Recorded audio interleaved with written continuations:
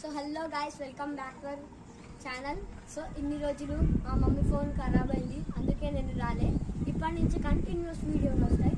అయితే మనం స్టిక్ తిప్పడానికి ఏమేమి బేసిక్స్ కావాలో నేను ఎక్స్ప్లెయిన్ చేస్తాను. ఫస్ట్ రైట్ సైడ్ ఇట్లా రొటేట్ చేయాలి.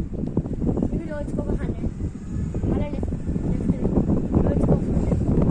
మళ్ళీ ఇన్నర్ అది కూడా 100. మళ్ళీ అవుటర్ స్లాటింగ్ మూమెంట్ ఇది కూడా 100. మళ్ళీ అంతా చేసినాక కొంచెం ఇది చేసినాం ఇట్లా తిప్పి మళ్ళీ ఇస్తాం. ఇది కూడా ఒక 100.